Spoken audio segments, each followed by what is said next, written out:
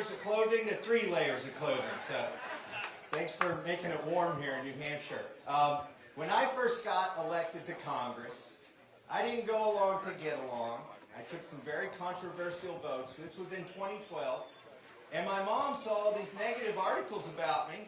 You know, she was proud of me. I got elected to Congress, but I was getting all this negative press, and she said, "Are you making any friends up there?" I said, "Mom, if you met these bozos, you wouldn't want to be their friends either, okay?" But I did meet another guy who got elected the same year as me in 2012. I've known this man for over a decade. I know what's in his heart. I found a person in Washington, D.C. who had a brain, which is very rare, but even more rare, he had common sense. And that person's name was Ron DeSantis. And that's the guy that I made friends with. We didn't put on tuxedos and go to the champagne parties like all the other congressmen. We'd go eat a hamburger and talk about the bills we had to vote on the next day. We thought that was our job. This is a guy who takes his job very seriously. Now, I started something called the Second Amendment Caucus in Congress. Yes, thank you. They worry about all these other things, but when push comes to shove, they don't stand up for your gun rights enough, I think. A lot of Republicans, too, so I started this caucus. This has been my litmus test for politicians for 30 years, before I ever got into politics. I'd ask somebody, what are your thoughts on the Second Amendment? And if a politician immediately starts talking about duck hunting, they do not understand the Second Amendment. They do not understand the entire Constitution. Because the Second Amendment is it's like the rest of the Constitution. It's about putting the power of the people, or the power in the hands of the people, not in the government. Like all of the governments that came before us, they said, your rights come from our government. Our founders say they come from God. They are God-given rights. The government does not give them to you. So I can tell you that there's no stronger supporter of the Second Amendment in this race than Governor Ron DeSantis. He got constitutional carry passed in Florida. Contrast this with another person in the race that I've dealt with extensively. The person who said, with respect to red flag laws, I like to take the guns first and then do due process later. Folks, that is not due process. Due process is you are innocent until you are proven guilty. That same person who is in this race, our former president, banned bump stocks. Okay, it's a piece of plastic and most people don't own one, and so a lot of Republicans said, well, I don't care about that. The problem is he did not come to Congress to do it. He did it administratively. President Trump directed the DOJ to turn 500,000 people into felons without a law ever being passed. The problem with that is Joe Biden got into office and said that's a great idea. He used that blueprint to ban pistol braces, and he turned 10 million Americans into felons without coming to Congress. That's a problem. Another thing that our former president did, unfortunately, is he passed Fix NICS. Fix NICS took all of the federal databases that they have on veterans, for instance, and put them into the NICS background check system so that more people will be deprived of their ability to own a gun falsely without going through due process. But that's not my biggest litmus test anymore. My biggest litmus test for a politician is, where were you on COVID? What did you do during COVID? When everybody was losing their ever-loving minds in Washington, D.C. On the 9th day to slow the spread, I was sitting in Kentucky waiting for a call to come to Washington, D.C. and to do something for the American people. Instead, I got a phone call that says, stay in Kentucky. We are going to pass a $2 trillion bill called the CARES Act. The problem with this bill, folks, I said it's going to cause inflation. You pay people not to work, it will cause shortages. And oh, by the way, there was money to fund the mail-in election of 2020 in the CARES Act. But there were $1,200 checks in that bill. So it was popular. But they said, it's too dangerous to come to work. Congress, you stay home. I got in my car at midnight. I drove 8 hours from Kentucky to Washington, D.C., and I said, I object. They hated me for breathing air. I drug every one of those lazy SOBs back to Washington, D.C. I said, if nurses are working, if farmers are working, if truck drivers are driving trucks, if that grocery bagger is bringing those groceries out to your car, then by golly, you can get to work. Well, they weren't happy with me in Washington, D.C. Nancy Pelosi called me a dangerous nuisance. I think we need more dangerous nuisances than Nancy Pelosi. And so I kind of expected that. The Democrats would be against me, but Republicans were against me too. CNN called me the most hated man in Washington, D.C. That's the first time they ever got the news right. I was hated. So I drug them all back to Washington, D.C. to vote on what I consider the worst bill. By the way, it did. It wrecked our economy. It paid the blue states to shut their economies down. I drug them all back. I'm sitting on the floor, ready to make the motion to force the vote, and I get a phone call. And I looked at my phone, and the caller ID was all zeros. I'm like, who can have a number like, oh, that's Trump calling me. So I let it go to voicemail. I knew he wasn't getting me happy. I thought, well, he could leave a message. Besides, I can't leave the floor. I got to object to this thing. So he called again. I let it go to voicemail. He called 3 times. Finally, there was a break in the debate where they yielded some time, and I knew I could call him back. So I went out and called back the president. By the way, this is the bill that wrecked our economy. This is the bill that funded mail-in ballots. He calls me up and he says, I'm coming at you like you've never seen. Never in your life before. Have you seen the way in which I will come at you? I'm more popular than you in Kentucky, and you know it. I'm backing your primary opponent, and you're gonna lose. Well, I figured I probably would lose. But by the way, 8 weeks later, I got 81% of the vote. For fighting the CARES Act. Not fighting the president. I was trying to save him from what I was certain would be the destruction of our economy. So, you know, that's my new litmus test. Where were the politicians who are asking for your vote, who say they want to lead this country? What were they doing during what was the biggest crisis in the last 10 years? What were they doing? Were they perpetrating the shutdown and the lockdown and the infringement of your civil liberties? Were they empowering Dr. Fauci? Or were they like Ron DeSantis, who called me up? He called me up personally. Remember, he and I were friends for 6 years in Congress. And he had gone on to become governor, but he hadn't lost my phone number, and he saw I was being hated by everybody. He called me up and he said, Thomas, you're doing the right thing. Keep doing it. I know they hate you now. They're hating me because I'm going to drag this country back out of lockdown. I'm going against Dr. Fauci. I'm going against Dr. Birx. I'm going against the president. The media they were calling him like Death Santis, remember? Not DeSantis. They were excoriating him. But he said, I'm going to do this even if it costs me the next election because it's the right thing to do. And in 2 years, it might take 2 years, but I think the people will appreciate that we're doing the right thing. And I thought to myself, a politician who can think 2 years in advance, my colleagues can't think past their lunchtime, right? So that's why I'm supporting Ron DeSantis for president. He is the one who has the vision and the courage, the intelligence and the common sense. It's my honor to introduce one of Ron DeSantis' other friends in Congress because he's a fighter as well. He's from Texas. You know, he's not used to this weather either. But he is a fighter about the border. He lives 100 miles from the border. They're being overrun in Texas. I work with him on the Judiciary Committee. He is the strongest defender of the border. Congressman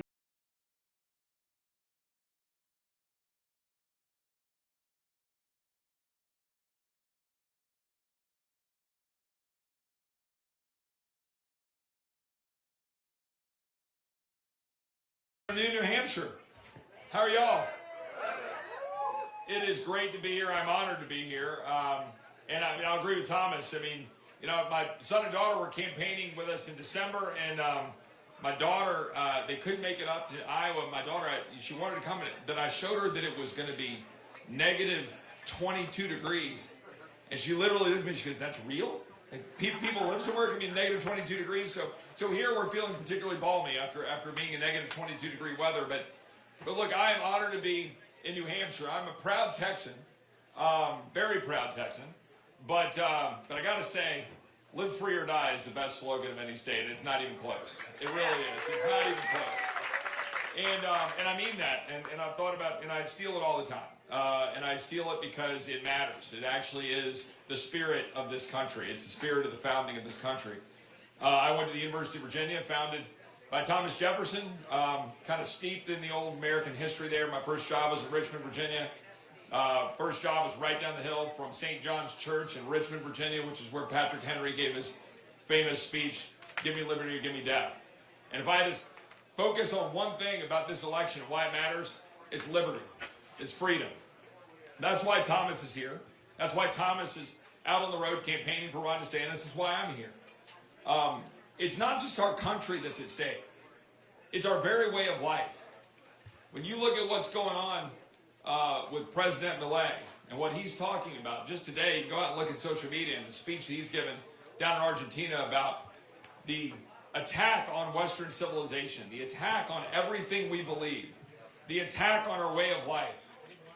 The radical left, they do not want you to be able to have your gun rights. They do not want you to live free. They don't want you to be able to make up decisions for your family and your kids. They want to tell you precisely how to live. And the milquetoast, frankly, cowardly, wimpy Republicans in Washington, D.C. are not standing up for your way of life and your freedom. They're not. We need people in Washington who are going to deliver. We need people in Washington who are actually going to stand up and fight for you instead of just giving you more empty words. I'm sick of it. I got to be honest. I'm dead sick of it. I'm watching it right now as I get it. My phone lighting up. We're in Congress. We were supposed to be there last night. Votes got canceled because of the weather. We're supposed to be there right now voting on some rule. You know what we're voting on at 4:30 today? Thomas and I are going to miss the vote. I just got to be very clear. Unapologetically missing this vote. You know why? It's a resolution denouncing the Biden administration's border policies.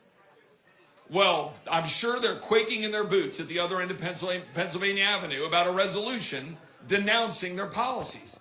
You know how you stop it? Stop funding it.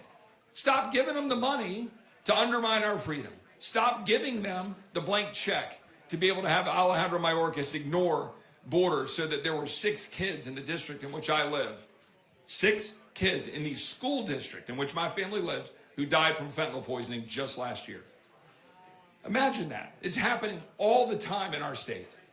Our southern part of our state is overrun. We are getting decimated. And this administration doesn't care. And unfortunately, too many Republicans, they just shrug their shoulders. They come out and they campaign and they tell you, yes, we need to secure the border.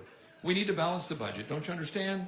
And I'm going to run on these things and platitudes and just keep sending me there and we'll just keep doing more of the same.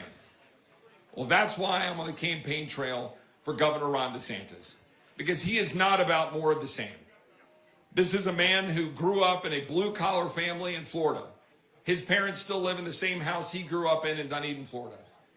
He grew up, worked hard, got no handouts, went to college, went to law school. And what did he do right out of law school? He signed up to join the United States Navy to serve his country. I'm sure there's veterans in this room. And who's a veteran in this room? Please raise your hand. Well, God bless you and thank you for your service. Governor DeSantis signed up to serve in the United States Navy because he wanted to serve and he wanted to defend the principles that that flag stands for. He didn't want to just give platitudes. He wanted to serve. He chose to do that. This is a guy who's worked hard, as I said, from a blue-collar family to accomplish the American dream. You know, look, my great-great-grandfather was a Texas Ranger. Poor, but a Texas Ranger in the counties in which I live right now. My grandfather was chief of police of a small Texas town. My grandmother was left a widow when he died of cancer, and my dad was battling polio as a 7-year-old. So my grandmom, a single mom in West Texas in 1949, she didn't curl up in a ball and go, you know, say, what will the government do for me? She pulled herself up by her bootstraps. She took on a second job. She actually ran and became the first woman elected county clerk in that county in which my dad grew up in. My dad went on to be the first to go to college, Texas Tech University in West Texas. Parents got married, and here I am, member of Congress. That is the American story. That is the American dream. It's the same dream each and every one of you have. You all have those stories. All of you do. Because nothing is given to us. Nothing should be given to us. We're a country where you earn it. And Governor DeSantis has earned it. He is out working hard to earn your vote. He worked hard to go earn votes in Iowa, even though the media was against him, even though $40 million was spent against him. He crisscrossed, hit 99 counties, 240 events. I flew to St. Louis, then drove 8 hours through the blizzard to get to Des Moines to go campaign for him when our flight was canceled. And there's no one else I'd go do that for. This is a guy in Florida who did it. He got it done. He stood up against Anthony Fauci, and with all due respect to the former president who empowered him, when they were taking away our freedom, putting our kids out of school, masking our kids, masking you, sticking you with a vaccine mandate, he stood up and fought for you from Florida, when no one else was doing it. He stood up for freedom. He stood up against healthcare tyranny. He stood up against the voices that said he couldn't do it. And then he stood up against Disney to protect your kids and mine from the garbage that Disney is promoting. When Disney was threatening the Florida legislature, he stood up. He got the legislature to stand up. Take away their special tax treatments. He stood up to Disney. He said, you can't do that or you'll lose.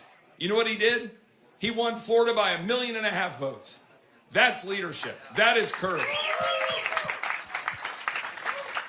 And when the Republicans in Washington were caving to Democrats and allowing our border to be abused and wide open, when Republicans were on their heels and probably not going to win the House 18 months ago, Governor DeSantis sent a plane load of illegal aliens to Martha's Vineyard and shook the ground and sent a wave. And you know what? They said you can't do that or you'll lose Hispanic votes. Well, guess what? He won 62% of Hispanic voters en route to winning 1.5 million votes in Florida because that's what leadership is.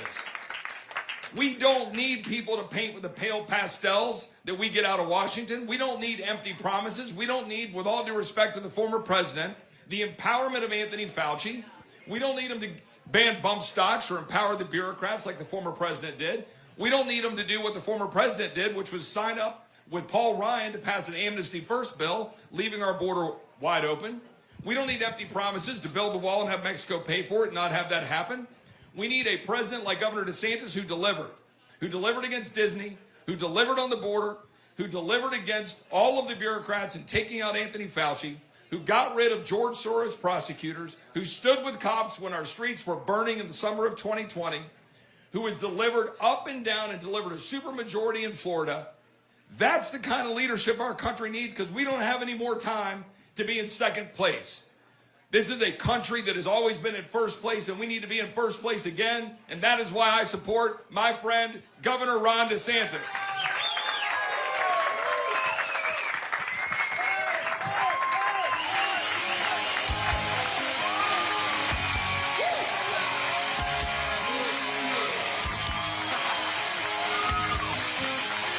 Good morning, good afternoon. Thank you all for coming. It's great to be here. You know, we just came, and Congressman Massey and Roy, they were both with us in Iowa, and it got to negative 33 wind chill. So I'm enjoying the balmy temperatures here in New Hampshire. It's really, really good. My kids are 7, 5, and 3. They had Florida born and bred. They had never seen snow prior to about a month and a half ago. They saw their first snow in Iowa, but it wasn't a great snow. Then later that week in December, we were in New Hampshire. There was a lot of snow on the ground, so they got to build their first snowman here in New Hampshire. So we've got the pictures of all that, and they were like, Daddy, we like the snow better than Florida. I'm like, really? And they're like, yeah, it's so much fun to play. I'm like, all right, well, maybe someday. And then they came back when we were in Iowa when it really had the really bad blizzard. We're outside. I'm like, you guys want to do snowballs? Throw snowballs at your dad? They're like, yeah, let's go. So we go out. They hit me with 1. They hit me with 2. Then they're like, Daddy, it is too cold. We want to go inside. I'm like, so you'd rather live in Florida than live in Iowa with negative 20? They're like, oh, yeah, we want to be in Florida. So they had their fill. They did it. But I think you can see that, you know, a lot of Floridians don't come north in January. We got a lot of Northerners that come down to Florida at the same time. You know, it's interesting, some of the things you do on the campaign. So one of our trips in New Hampshire in the fall, we stopped in Boston on the way, and it was my wife, me, and just our 5-year-old son. Our girls didn't want to come on that trip. So I was like, you know what, we have some time. I'm going to take my son to Fenway Park. And so he's a big sports nut. So I started showing him YouTube videos before we did the trip of the Green Monster, all this other stuff. And I'm like, this is a historic park. This is something you'll always remember, all this. And so he kind of got it. He was excited. So we were getting ready to go. We pull in right by Fenway. And he's like, Daddy, stop. I'm like, what? He's like, listen, I want to see Fenway Park, but I am not a Red Sox fan. I'm a Marlins fan and a Rays fan. I'm like, don't worry. You know, because I was in New England for 7 years in school, and I was 100% Red Sox over the Yankees without question. And I was here in 2004 when they reversed the curse, which was really exciting. So I was like, no worries. So we go in. He tours it, the Green Monster, all this other stuff. He's out on the field. We're just enjoying the moment. And you don't know what kind of impression that makes on a 5-year-old. And so we did that. So this is probably in October. Fast forward to Christmas. Santa gets him baseball cards. And so he's opening up the packs of baseball cards, and he's looking through. And anytime there was a Marlin, he would put it in his special stack. And then when there was a Tampa Bay Rays player, he put it in his special stack. So he's just going doing that. And with no prompting for me or no discussions, when he came to Red Sox players, he was putting the Red Sox players in his special stack. And I think it's because the Fenway Park had an impression on him. So you very well may have an addition to Red Sox Nation all the way down in Tallahassee, Florida. We'll see what happens. Well, listen, we had a little tussle in Iowa, and people were saying, like, unless you finish in the top 2, then no one has a chance to go on beyond that. And people like Nikki Haley's team was saying, well, they're definitely going to be second, all this other stuff. You got to be second to go on. And I finished second. She didn't. I mean, that's just the reality. So, So I don't know how they're going to spin that. And it's interesting. A lot of her voters were Democrats that came on the same. New Hampshire doesn't allow this, and I think you guys are right not to. But in Iowa, you can actually show up as a Democrat on the day of the caucus, switch your registration just for the caucus, and do it. So that was really what she was relying on, was getting Democrats to come vote for her. That obviously is not somebody that's going to be able to win a Republican nomination, much less, against Donald Trump. So looking forward to this, it's okay. Donald Trump is a choice. He's focused on his issues and himself. Haley is a choice, but she's focused on the donors' issues. And she's running on an agenda of warmed over corporatism. She cares more about Ukraine's border than she does about our own southern border here in the United States. She caves when it counts. It's like I hear some of these people saying, like, oh, Haley's for school choice. And I'm thinking, wait a minute. She was governor of South Carolina for 6 years. Did she ever do school choice when she was in office? No. She caved to the teachers union. In Florida, we did the largest expansion of school choice in the history of the United States because I beat the teachers union. And that's the difference. Someone that's going to stand in there and fight for you versus somebody that's going to cave to the pressure. Think about Big Pharma. How many people have ever stood up to Big Pharma? We've done it time and time again in Florida. We banned the COVID vax mandates in Florida. No one has to choose between a jab and a job. You have a right to make that decision. We made sure we banned the COVID vaccine passports. You should not have to cough up your medical records just to go have a hamburger somewhere. And we made sure people weren't going to be discriminated against and can participate in society. Is there anybody in this crowd that honestly believes that somebody like Nikki Haley would stand up against Big Pharma? No, that's her base of support. She's going to cave to Big Pharma. And, Donald Trump had an opportunity, to do something about some of this when he was president. Did he do anything to take on? No, he initiated a lot of the medical tyranny that we've had to deal with since COVID. He elevated Dr. Fauci to be the de facto president of the United States during COVID. Donald Trump and Anthony Fauci plunged our nation into a lockdown. We in Florida dragged the nation out of the lockdown, and we made sure that our state was free and open, and we set the standard for the entire United States of America. I think now it's important. So looking forward, I believe that we need a reckoning for what happened during COVID. I think people like Fauci need to be held accountable. I think it goes from everything from the lockdowns to the school closures to the shots to the mandates, everything. We need accountability and we need the truth for. I'm the only one running that will deliver that. Donald Trump won't, Nikki Haley won't, Joe Biden won't. And oh, by the way, and I think you need it because if you don't do it, they're going to try to get away with it again. And we can never let this happen to our country ever again. And you can count on me as president to protect you from that. But, one of the things I think is odd is we basically have 4 candidates between the two major parties. You have Biden, you have me, you have Trump, and you have Haley. I'm the only one that's not running a basement campaign. They won't even debate on the WMUR debate. Every single time we've had a New Hampshire primary, you do a debate with WMUR, or at least do some debate in New Hampshire. Donald Trump won't debate. He's not willing to defend his record. And Nikki Haley won't debate because she's not willing to defend her record. What does that say about, and of course, Joe Biden, you can't get him out of the basement to do much of anything. He's totally ignoring New Hampshire and even changing the calendar because he knows he may not do as well here. So that's not leadership if you're not willing to show up and engage in that kind of basic political tradition. So I was all ready to do it tomorrow night. Tomorrow night. I thought it would have been useful, but they did not want to do it, and so they ended up canceling the debate. So there will be no debate between now and the New Hampshire primary, and there probably won't be any more debates for the rest of the entire election 2024, because what will happen is Trump's not going to do any debates in the primary, Haley's not going to do any debates in the primary, and then in the general, what are the chances that Joe Biden would agree to debate me? Probably close to zero. That's not going to happen. So we're basically in a situation where people are running basement campaigns, and Haley, I'm going to take your questions here in a minute. She will not do that anymore. Doesn't want to take voters' questions, doesn't want to take questions from the media. That's not leadership. That's not showing that you're confident in your record and your political standing. Thomas, I think, mentioned earlier about the importance of protecting Second Amendment rights. I'm the only candidate running that you can depend on to defend your Second Amendment rights. I've done it in Florida. I'll do it nationally.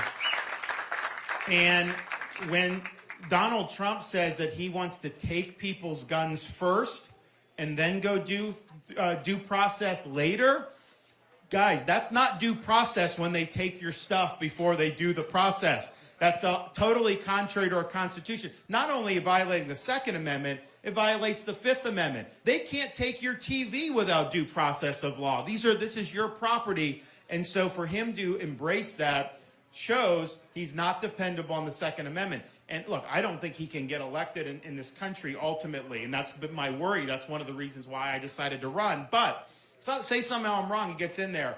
He'll be term limited. He'll be a lame duck. He's not going to need Second Amendment people anymore. And he's going to gravitate to the left on Second Amendment issues. And then, of course, when the rubber meets the road on any issue, including Second Amendment, Nikki Haley cuts and runs. So do not depend on her to defend your rights. She'll do it when it's popular, but the minute it's not popular, the minute she's going to have to take some incoming, she'll skedaddle and she won't be there standing for you. I fight for you. Yes, when it's easy, but anyone can do it. I fight for you when it's hard. I fight for you when they're shooting the arrows, when they're going after you, because that's really what leadership is. I've got to be willing to take the incoming so you don't have to. So when the chips are down, when things are tough, you can always count on me to be in the trenches defending your rights and defending your livelihood. So take that to the bank. I'm the only one running that has delivered on 100% of his promises. How many politicians, they run, they say all these things during a campaign, and then they under-deliver. Sometimes they never deliver on their promises. I made promises. I made bold promises. And not only did I deliver on those promises, I over-delivered on those promises. That's what we need in the next president of the United States. Not someone that's just going to sloganeer. You don't get into office and just be a potted plant. You get in there and you deliver on the agenda that you're promising the American people. I'm also the only one running that has actually beaten the left and the Democrats on issue after issue after issue. We beat the teachers' unions on universal school choice. We beat Fauci on COVID. We beat Soros on crime. We beat Disney on protecting the innocence of our children and stopping the sexualization of the curriculum. We beat the Democrats on election integrity, and we have universal voter ID, a ban on ballot harvesting, and we count the votes and report the results on election night. Imagine that, that we do that, and that's important. And finally, we beat the left by banning China from purchasing land in the state of Florida. No farmland, no land near military base, none of it. So Republicans, we need to win again. And yes, win the election. And Chip mentioned in Florida, like we all have election track records. You can just look at that. And people cite these polls. like, I overperformed the polls in Florida by like 10 points. I mean, they said we were going to win. We won by 20 points, 1.5 million votes. Obviously, we performed much better in Florida than Trump did, and much better than Haley did when she was in South Carolina, which is one of the most Republican states in the country, and she's underperforming. So that's important. You'd count on me to do that. But what's even more important is once you're in office, we can't just be there flying around. We got to win these big battles. So if we don't win these big battles, we're not going to reverse the trajectory of this country. And I'm not running for president to simply manage this country's decline. I want to reverse the decline. I want a new birth of freedom, and I want to usher in a revival of the American spirit. But that requires leadership, and leadership's not entertainment. Leadership is not showmanship. Leadership is solely about putting that vision out, delivering on that vision, and producing big results for the people that you represent. That's what I'll do. So I'm running in part because I've got 3 young kids, as I mentioned, first grade, kindergarten, pre-K3, and I'm concerned about the future of this country, not just over the next 4 and 8 years, and we do need a 2-term president, not just a 1-termer, not just that, but what's going to happen beyond that. And I think that a strong change agent type president like me will not only be able to get things better over the next 8 years, we'll leave a legacy that will reverberate for a quarter century. And you got to think long term. You got to think about what America's going to look like, not just as my kids are growing up, but when they're grown and they're able to go out and make the most of their lives and pursue their dreams. So that's a big motivating factor for me. The other motivating factor is, we didn't just get here by accident. We are here living, in spite of all our problems, all the challenges, we're still sitting here living in the greatest country in the world. And that didn't happen by accident. That happened because people throughout the previous generations have stepped up and fought for freedom when it was threatened. Our founding fathers understood this. When Benjamin Franklin walked out of the Constitutional Convention after they created the Constitution, he was asked, did you give us a republic or a monarchy? And his answer was, a republic if you can keep it. They understood that this stuff wasn't something that would just happen. Freedom needed to be cultivated. Freedom needed to be protected. I'm mindful of this every time I fly into Washington, D.C. Occasionally, you'll take a route going into Reagan Airport, which takes you parallel to the National Mall. Looking out that left side of the plane, you see the Lincoln Memorial, Washington Monument, the Reflecting Pond, other monuments, beautiful U.S. Capitol building perched on the hill, and you feel a sense of pride as an American because you're like, those really symbolize the principles and ideals that make this country great. But after doing that trip a few times, and every time I go since, I've recognized that the best monuments to this country are not found out the left side of that plane on the National Mall. Because if you just look out the other side of the plane, you look over the Potomac River, you see a series of small, nondescript monuments orderly arranged over the rolling hills of a place called Arlington National Cemetery. And it occurred to me then, and I believe now, you can have the best Constitution in the world. You can have the best Declaration of Independence in the world. These things do not run on autopilot. They require every generation of Americans to step up and defend freedom and sometimes put on a uniform, risk your life, and even give the last full measure of devotion of service to this country. Now, in this political season, we're not called upon to make sacrifices of that nature. But what we are called upon to do is to do justice to the sacrifices that have been made on our behalf.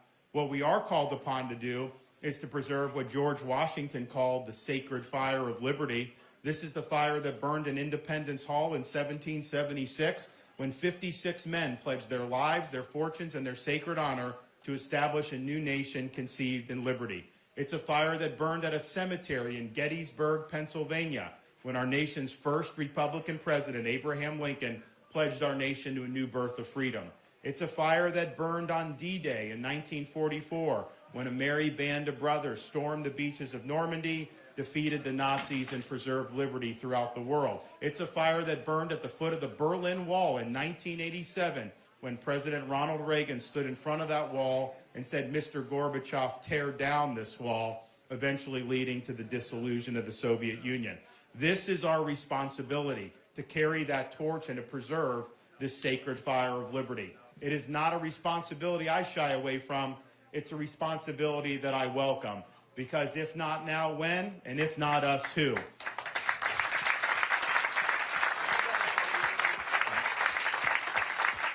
So I'm asking for your support on Tuesday. This is going to be a long slog. It's all about accumulating the delegates. I can tell you this. If you support me, hopefully the weather will be pretty good. It was not good for the Iowa caucus. Hopefully the weather will be better. But whatever you have to do, if you take time out of your day on Tuesday to support me, I'll spend the next 8 years fighting for you as the next president of the